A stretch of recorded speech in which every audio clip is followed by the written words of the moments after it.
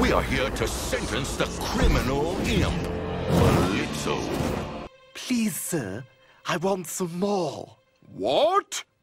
Please, sir, I want some more. Even though I've personally liked Helluva Boss Season 2 for the most part, I know a lot can't be said for others. The amount of video essays I've seen of people breaking down the problems they've had with this season is more fingers than I have on both hands. General hype for the show felt like it hasn't been as high as the peaks for Season 1 too. Hype as in having the general public talking about it on social media. Just a bit of a rocky road throughout this season overall. Yet the newest episode, Mastermind, has felt like Helluva Boss at its best to me, or some of its best. Where as of writing this video, I haven't really seen anyone have any glaring problems with it, like for some of the other Season 2 episodes, so it feels good to be back making a video on this show again, on an episode this good, considering the video I tried doing on the previous episode kept getting blocked worldwide. And fingers crossed that doesn't happen again randomly, because that sucked. So I just wanted to take this video to break down why this episode felt so good, and I really hope more Helluva Boss episodes can continue to expand on the issues/plot lines that we're focused on here. If you've been watching Helluva Boss from the beginning, one of the ongoing conflicts scattered throughout the series is the systematic inequality or classism between imp demons and other demons that populate Hell. Whether it be background imp characters being used as objects to throw at someone else, Striker always going on about how Royal Demon's entire existence destroys the lives of imps like him, or the more direct focus between Blitz and Stolas' complicated relationship. Stolas, of course, being a prince of the Ars Goetia, having an affair with Blitz the imp. This lifestyle in Hell of imps being treated like garbage has become the norm for Hell residents, and ones like the members of IMP and Striker have gotten tired of this, wanting to make names for themselves on their own. Yet even though they technically have, they still had to get help from Ars Goetia members to get their business jump-started. IMP was only able to do human killings because Stolas allowed Blitz to use the Grimoire in exchange for sexual favors. Then Striker, who gets enjoyment out of torturing a royal like Stolas, was still taking orders from another Ars Goetia, that being Stella, of course, who wants Stolas dead for his cheating/bringing shame to their family for sleeping with an imp. There's even the case of Fizz and Ozzy. Their relationship is a lot healthier than Blitz and Stolas's because they just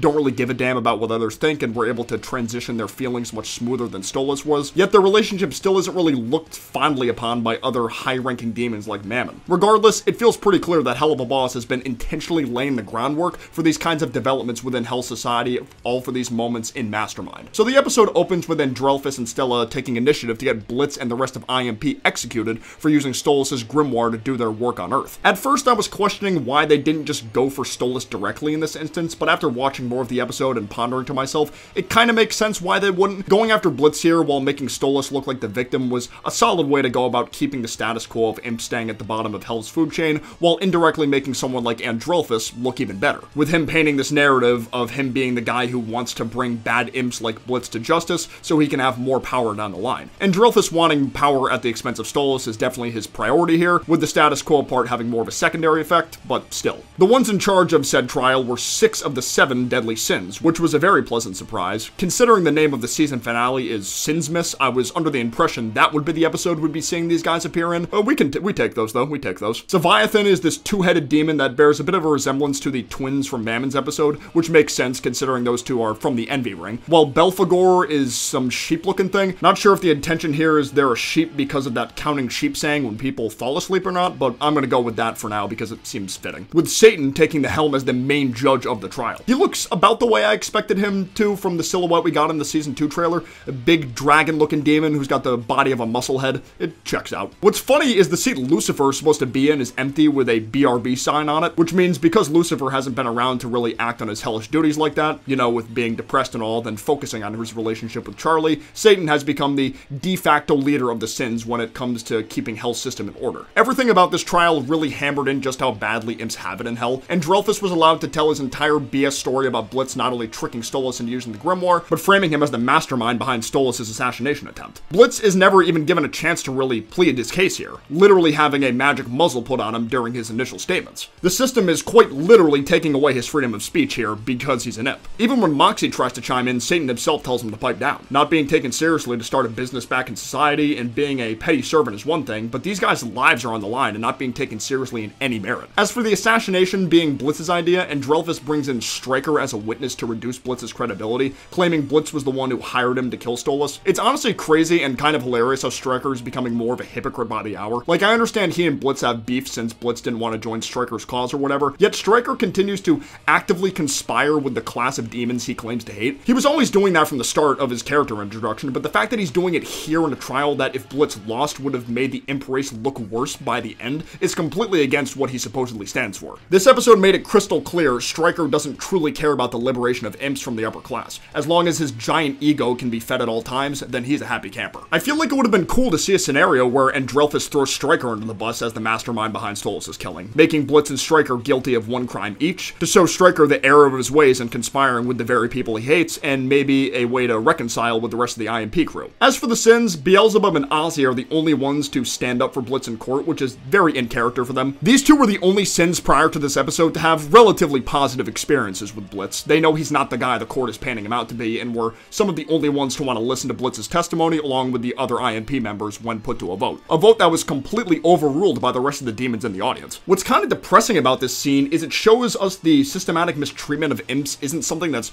put into law by an iron fist or one person. This courtroom took a democratic vote to speed up the execution of Blitz, refusing to give him a voice and showing clearly this is the will of the people. The one outlier here from the Ars Goetia side was Visago, kind of, who was the only one pushing for Stolas to be present for this trial to make everything less black and white. Although there's very little we know about this character since this is his debut episode and all, I have a gut feeling he's going to be one of the few Ars Goetia members besides Stolas himself. The fact that he was butting heads with Andrelphus as much as he did this episode seems to back that up a bit. I'm very curious to see what kind of role he'll play in future episodes. Once the vote is set, Satan announces Blitz's execution will be broadcast across all the rings as a way to show other imps this is what happens to those who go against the current system. Another thing that's so scary about this system in particular is the people at the top are not only powerful in terms of political power, but powerful in terms of dark magic and fighting capabilities. Imps can be strong too, it just begs the question, would enough of them actually be strong enough to take down their oppressors if pushed back with violence? It's hard to say. It's not like finding holy bullets or weapons is super easy to come across either. Perhaps the show will take the more peaceful route if this is an issue that's intended to be resolved by the end, although that doesn't really seem like Helluva Boss's style. This show is not shy about showing violent fights involving the main cast and even random side characters. Blitz would accept his fate as long as it meant the rest of his friends would be safe, as well as telling off his oppressors about how all he wanted was to make something of himself. Just as his head is about to be chopped off, Stolas swoops in to stop this. If I had one gripe with this episode, it's how Stolas found out about this trial on a whim scrolling through TV channels, as opposed to being told behind the scenes by Stella or something. Like maybe she would blackmail him about not being allowed to show up and defend Blitz. Stolas breaks into song about how he was the mastermind of everything that happened between he and Blitz the whole time. The song was solid, but probably not my favorite Stolas song in the world. That still goes to the Stolas sing song from the circus episode. Although the last interactions between Blitz and Stolas didn't go very smoothly, it's one of those things where his actions to me still feel justified here. Sure, Blitz broke his heart, but he doesn't want to see him dead. He obviously still cares about him, even when they were going through an apology tour. During the song sequence that transitions over to Satan singing, there was an interesting part where Satan was claiming to be the main ruler of hell even before Lucifer's descent, only for the episode to blatantly zoom in on Lucifer's empty chair with Ozzy and B looking at each other like, this brother is lying through his teeth right now. Lucifer was always the original king. It just comes back to him not being around to take his duty seriously. Stella continues to be a terrible mother figure as well, hugging Octavia after she sees her dad about to be punished on live TV like she's doing it out of love, when all she really cares about is making her ex-husband suffer. Crazy how this is the first time we've seen these two characters directly interact with each other. No words were spoken, but they didn't really need to. You know, the message came across crystal clear. Even though this part of the episode was giving off this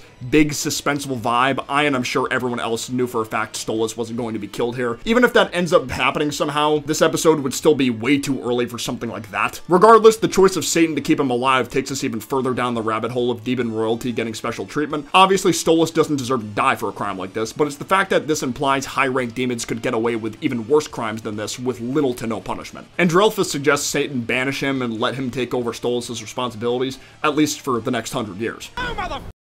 Seriously? So for now, Stella and Andrelphus have won. Stolas lost all his possessions, custody to his daughter, and his ex-wife and brother-in-law are sitting pretty. Considering the remaining scenes from the Season 2 trailer that haven't been in an actual episode yet, it's a safe bet to make Sin's Miss will follow Blitz and Stolas trying to get Octavia back from Stella and Andrelphus. Honestly, I think my favorite part of the episode was the scene of Blitz and Stolas walking back to Blitz's house. We see the speech Blitz gave before his intended execution had a very positive impact on Imp society. Many citizens of Imp City were praising Blitz's his heroic stance over the broken system. People hanging signs saying they love Blitz, an article written about the trial stating these guys were the first ever Hellborns to not be executed after being put on trial by a deadly sin, and other imps were hitting Blitz up in the DMs in hopes of working with the IMP crew. Stolas definitely got the short end of the stick for now, but his sacrifice seems to have given imps a lot more confidence in their abilities to make something of themselves. Society is actually starting to change for the better in the show, and I love that. Plus, Stolas can actually see more firsthand just how broken the system is now that he has to live among the class his family actively kept down for so many years. It sucks that right now it's come at the expense of Stolas' happiness, but there's still time for him yet. I just hope it doesn't happen too quick.